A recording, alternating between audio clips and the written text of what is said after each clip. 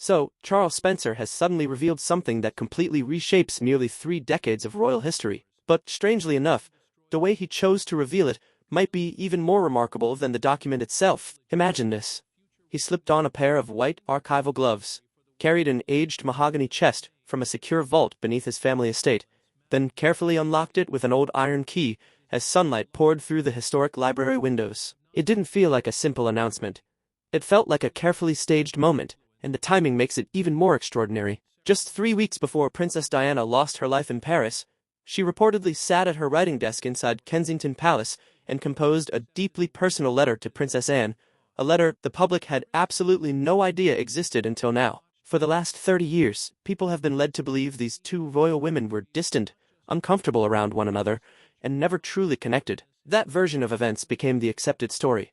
Diana was portrayed as the emotional global icon, while Anne earned the reputation of being the practical, disciplined royal who supposedly had little patience for constant media attention. But, according to this newly surfaced letter, that narrative appears completely different, and what's even more surprising is the possibility that palace insiders may have known the truth all along. Before we dive deeper, if you're new to Crown Lore Media, make sure you subscribe so you never miss updates whenever major royal stories like this unfold. Now let's get into what this letter actually says, because the contents are far more detailed than emotional reflections or private frustrations. Diana wasn't simply expressing loneliness. According to the document, she had reportedly received an internal palace memorandum just 48 hours before writing to Anne, and that memorandum allegedly outlined a proposal to reduce her personal security arrangements as a method of pressuring her to step away from her growing independent media activities. She described the strategy as an administrative trap. Those were reportedly Diana's own words, not Charles Spencer's interpretation, and not something later invented by royal biographers. She went on to write that the broader objective involved relying on an old provision within the Royal Marriages Act of 1772 to create the legal foundation for a future custody dispute involving Prince William and Prince Harry. According to her account, the sovereign could potentially claim authority over where the boys lived, where they received their education, and virtually every important decision affecting their daily lives. That doesn't sound like someone simply imagining worst-case scenarios. It sounds like someone who believed a legal framework was gradually being assembled around her and wanted to leave behind a written record before events unfolded further. And when you compare what Diana reportedly described with developments that occurred after her death, the significance of this letter becomes even greater. She specifically asked Princess Anne to serve as a protective emotional shield between her sons and those traditional palace figures who wanted to shape them into reserved constitutional symbols rather than ordinary young men. Diana reportedly wrote that Anne was the only member of the Windsor family courageous enough to look directly at a reigning monarch and defend what she believed were a mother's most fundamental human rights. And here's the part that very few people are discussing. According to this account, Anne actually honored that request. For nearly 3 decades, she quietly fulfilled exactly what Diana had asked of her without ever speaking publicly about it. Official court circular records reportedly show that between 1997 and 2005, Anne subtly adjusted several of her charitable engagements so she would regularly be at Windsor during William and Harry's school holidays. There were no photographers waiting, no headlines, no royal commentators analyzing every visit. She would simply arrive in her own vehicle, spend time walking through the grounds with William and Harry, allowing them moments away from the constant public attention surrounding life at Clarence House. That doesn't appear to be random scheduling. It looks far more like someone quietly carrying out a promise made years earlier to her sister-in-law. The aspect that separates this story from ordinary royal speculation is the emphasis on physical evidence. Charles Spencer didn't simply step before cameras and make dramatic claims. Reports indicate he spent 2 full days working alongside a forensic handwriting specialist from the London Probate Archives before making any public statement. The Examiner reportedly compared handwriting pressure, pen movement, and writing characteristics against hundreds of authenticated letters preserved within the Spencer family archive. The signature was declared genuine. The stationery reportedly carried the embossed Kensington Palace crest across the top. The date written in the upper corner reads August 10th, 1997. That places the letter exactly 21 days before the tragic crash in Paris. Even more remarkably, reports suggest a second copy of the same letter has remained inside a Fleet Street legal vault, music sealed within a lead-lined secure container registered under an anonymous corporate holding, established roughly 30 years ago. Palace lawyers reportedly explored possible legal options to prevent publication, but apparently found no constitutional basis to do so. The letter had been written to a private individual rather than a government official, and it was recovered from the private archives maintained at Althorpe House. That meant the Crown possessed no constitutional authority to seize or suppress the document, and this is where the story becomes especially fascinating. If palace officials knew about this letter, or even suspected its existence, then the long-standing public narrative surrounding Diana and Anne's relationship appears fundamentally misleading. For years, newspapers and television reports repeatedly described a cold rivalry, suggesting Anne viewed Diana as an attention-seeking celebrity whose popularity threatened the monarchy itself. Yet the documented administrative schedules reportedly present an entirely different picture. Throughout 1996 and 1997, Princess Anne's official charity engagements repeatedly placed her within the same regional areas where Diana was privately carrying out humanitarian visits. Vehicle records allegedly show both women's cars appearing at the same motorway service locations, close to the M4 within roughly half an hour of one another on 3 separate occasions. Supporters of this theory argue those meetings were far too consistent to dismiss as coincidence. Instead, they claim Anne was privately updating Diana on legal strategies being discussed by solicitors advising the king, and another recently discussed detail appears to strengthen that timeline. During the summer of 1996, at a private family gathering held at Balmoral Castle, one of the late Queen's senior advisors reportedly suggested using historic Crown property legislation to restrict Diana's continued access to her apartments inside Kensington Palace. The proposal would effectively have forced her to relocate her offices outside London, dramatically limiting her ability to generate media attention. According to the account, Princess Anne interrupted the discussion before it could progress, describing the proposal as an act of complete institutional stupidity that would seriously damage public confidence in the monarchy. The idea was reportedly abandoned before it ever reached the stage of becoming an official legal directive. Diana is then said to have learned about the confrontation the following morning through a secure telephone connection arranged by Anne's lady-in-waiting. If accurate, it suggests these two women were not merely maintaining polite family relations. They were actively working together against elements of the palace system. Perhaps the most remarkable aspect of this entire story is that Anne managed to protect this secret for almost 30 years. Consider how many individuals have built careers by sharing stories about Princess Diana. Former palace employees published best-selling memoirs. Friends appeared in documentaries and televised interviews. Confidential recordings found their way into international broadcasts worth millions of pounds. Yet through every wave of worldwide fascination, Anne remained completely silent. She gave no exclusive interviews. She approved no official statements. Reports claim she stored her copy of the letter inside a fire-resistant military-grade combination safe at Gatcombe Park, concealed beneath equestrian breeding documents and long-standing family land records. When palace archivists later requested a complete review of her private correspondence ahead of the King's Music Jubilee celebrations, Anne reportedly refused immediately. She informed officials that the contents of her safe consisted solely of personal family correspondence, entirely separate from official state administration, and she declined to provide access. Palace lawyers reportedly recognized they had virtually no legal authority to compel the daughter of Queen Elizabeth II to surrender her private papers without creating an extremely damaging internal constitutional dispute. As a result, the letter remained secured until Charles Spencer personally traveled to Gloucestershire by private vehicle to brief Anne on the discovery made at Althorpe. He reportedly explained that his legal advisors had fully authenticated the original manuscript and believed releasing it served the public interest by correcting music what they viewed as an inaccurate historical narrative. Anne reportedly listened without interruption, resting quietly against her roll-top desk before finally offering her approval. She apparently accepted that once the Althorpe original had been independently authenticated, attempting to conceal the duplicate would only fuel accusations of a palace cover-up. Later that same afternoon, the safe was reportedly opened so her solicitors could compare both documents one final time. According to those involved, the duplicate matched perfectly. The handwriting pressure was identical. The faded black rollerball ink showed the same characteristics, and the Kensington Palace stationery matched exactly. The actual contents of the letter may present significant challenges for today's palace administration. Diana reportedly referred to a confidential personal archive containing more than 200 original letters, together with diary entries dating back to her school years and the earliest period of her marriage. She allegedly explained that this entire collection had been hidden completely outside palace control, separate from the official royal archives maintained at Windsor Castle. And here is the detail reportedly causing the greatest concern among palace legal advisors. Diana instructed her personal trustees that the entire collection should be released publicly if the Central Palace administration ever attempted to completely prevent her from seeing her sons after the coming autumn school term. If that instruction truly exists, it raises the possibility that more than 200 additional documents may still remain hidden inside an anonymous secure vault somewhere, with their eventual release tied directly to the written conditions Diana herself established. Reports now suggest the king's advisors have been attempting to trace Spencer family holdings from that period, hoping to identify the location of the archive before any further documents emerge publicly. When you step back and look at the bigger picture, this entire sequence points towards something much larger about the way the palace has traditionally managed its public image. For years, the communications machine carefully shaped the conflicts of the 1990s into the story of a broken marriage and little more.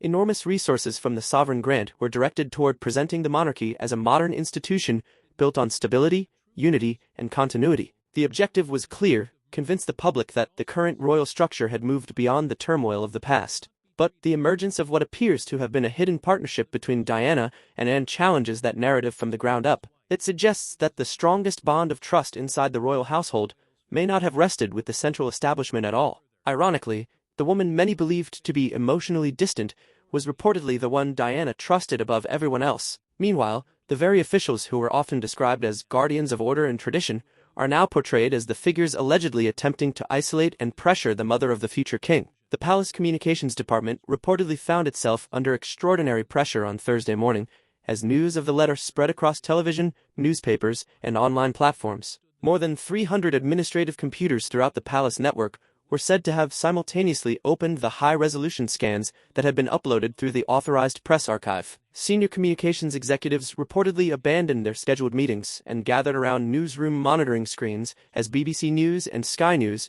continued broadcasting rolling coverage throughout the morning. Newspaper front pages displayed enormous black headlines centered around Diana's phrase, "administrative trap," words she had reportedly written more than 3 decades earlier. At that moment, advisors surrounding the king were said to be calculating the possible political and reputational consequences. Public opinion surveys quickly suggested that more than 80% of respondents admired Princess Anne for quietly carrying such an emotional responsibility for so many years, while confidence in the old administrative establishment reportedly declined sharply. The letter itself appeared to describe a palace bureaucracy focused on institutional control, presenting an image of a system that valued procedure and authority above basic compassion. Its release also created an immediate crisis for the palace's communications planners. A major promotional campaign had already been prepared for Friday morning to highlight Queen Camilla's forthcoming charitable engagements across London. Once the letter began dominating headlines and social media, officials reportedly realized that moving ahead with lifestyle features and fashion coverage would appear completely disconnected from the public mood, while people were reading what many viewed as a mother's final warning. According to reports, the king's principal private secretary suspended the entire publicity campaign and returned all prepared promotional material to secure archive storage. Then came what many believe was the most revealing moment of all: a private telephone conversation between Clarence House and Adelaide Cottage that highlighted just how dramatically the balance of influence may have shifted. Senior advisors reportedly wanted Prince William to approve a carefully worded joint family statement, acknowledging the letter's historical importance, while presenting it as little more than evidence of tensions from a very different era. According to these reports, William declined the proposal entirely during a discussion lasting approximately 20 minutes. He reportedly informed his father's private secretary that he would not permit members of his own household to participate in any strategy designed to soften, reinterpret, or minimize the words his mother had personally written. Instead, he viewed the letter as an authentic piece of family history and expressed complete respect for the silence his Aunt Anne had maintained for nearly 30 years in order to protect both him and Prince Harry throughout their childhood.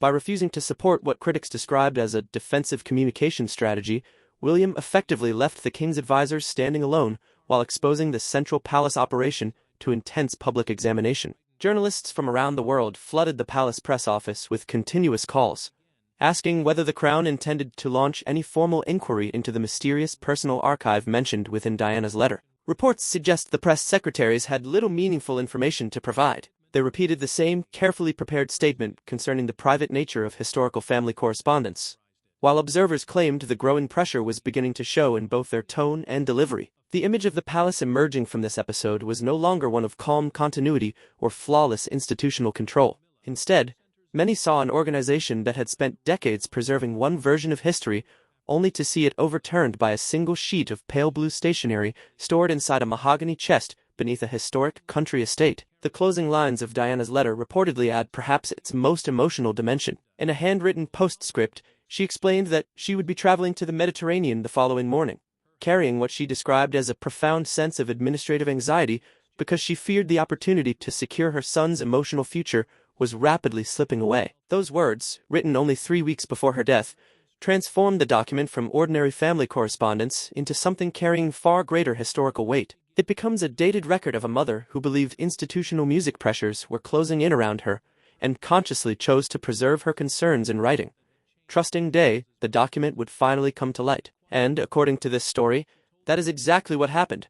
Not through anonymous leaks, secret recordings, or tabloid payments, but through her own brother quietly putting on white archival gloves inside a library before unlocking a wooden chest with a key music that had seemingly been preserved for this very moment. The administrative authentication was reportedly entered into the official records at the London High Court Probate Registry on Friday afternoon. The original manuscript was then transferred into a climate-controlled archival container before being permanently entered into the National Historical Register. According to supporters of the document, that legal process places Diana's words firmly within the public historical record, beyond the reach of alteration or institutional suppression. Outside Buckingham Palace, the public response was equally remarkable.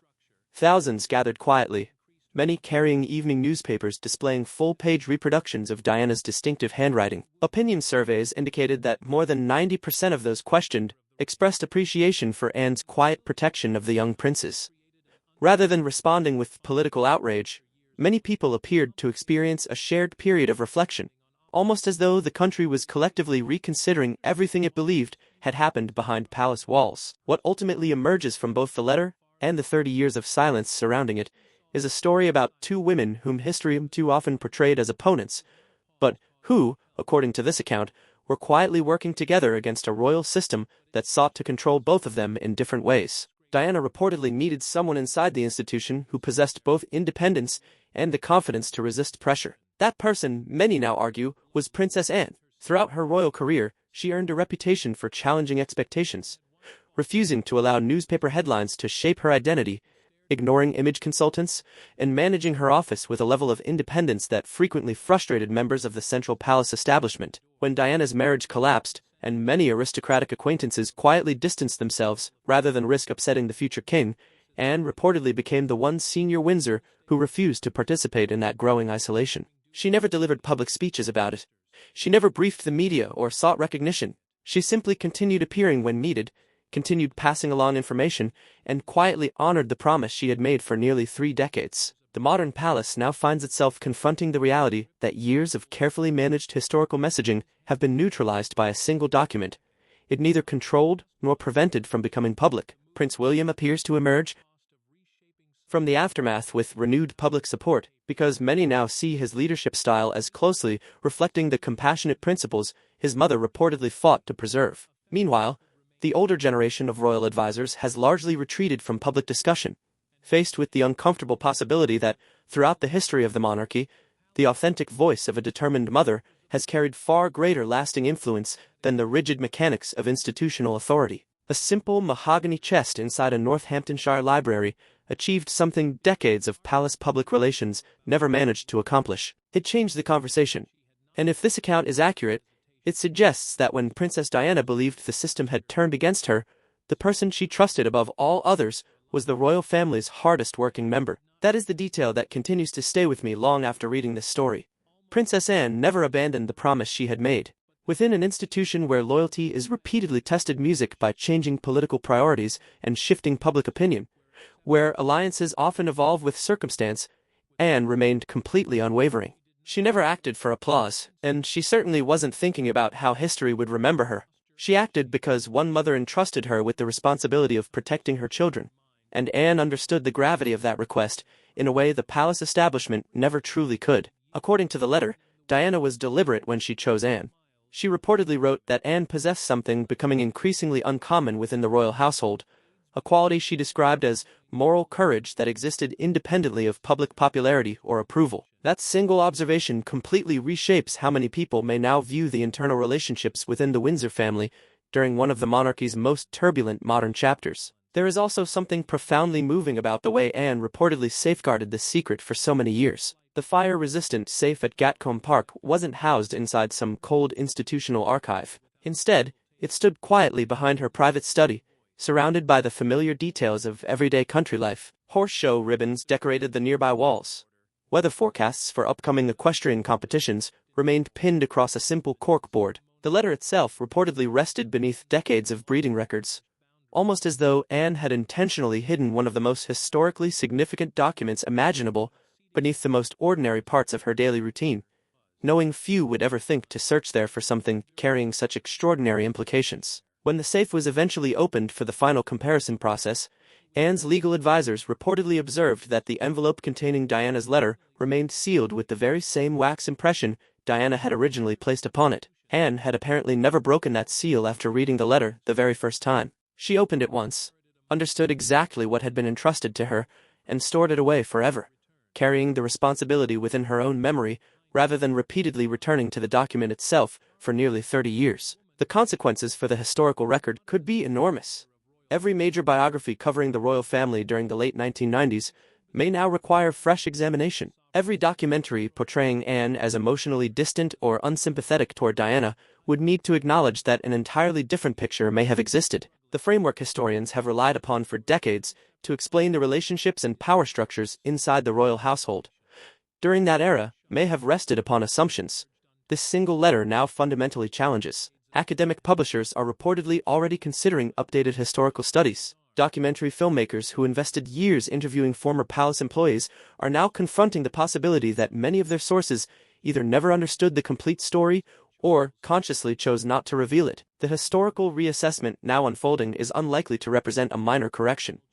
Instead, it may become a complete re-evaluation of how power, loyalty, and quiet resistance operated inside the modern British monarchy. Then there is the question almost nobody within palace circles appears willing to address publicly, despite so many reportedly discussing it behind closed doors. Who else may have known?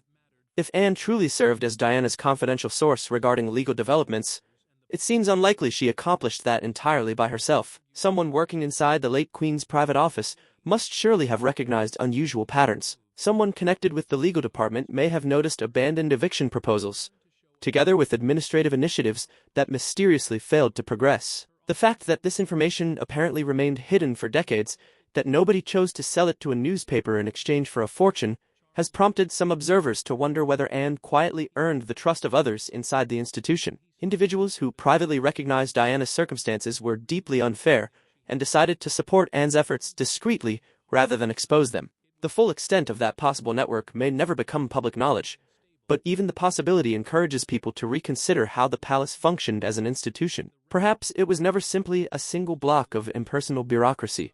Perhaps hidden beneath its official structure existed small circles of genuine compassion, operating quietly beyond public attention. Charles Spencer's decision to release the letter after waiting almost 30 years naturally raises an entirely separate series of questions. Since Diana's death, he has carefully protected her legacy, often facing criticism for being overly defensive, overly confrontational, or unwilling to let history remain untouched. Yet the timing of this publication appears to suggest deliberate strategic thinking. The monarchy today finds itself navigating one of its most significant periods of transition. Continued discussion surrounding the king's health has inevitably focused public attention on Prince William's future succession. Meanwhile, confidence in the institution itself faces closer examination than at almost any point in recent decades. By choosing this moment to release the letter, Spencer has ensured Diana's own words enter public debate precisely when the monarchy is under heightened historical scrutiny. In doing so, he has arguably handed William one of the most significant pieces of his mother's legacy at exactly the moment it may carry the greatest influence, while presenting it in a form the palace cannot easily reinterpret or manage through traditional communications strategies. The document also encourages people to reconsider long-held assumptions about Diana herself. For decades, she has often been portrayed as someone guided primarily by emotion, reacting instinctively rather than carefully planning her responses. Yet the letter suggests another side entirely. It presents a Diana who appeared to understand legal structures, who followed administrative developments closely, and who built trusted relationships deliberately rather than accidentally. She was not simply writing an emotional message to a family member. She was creating a documented record, carefully dated and preserved, intended to outlive her while continuing to protect her sons long after she was no longer able to do so herself. The phrase administrative trap carries a distinctly measured quality.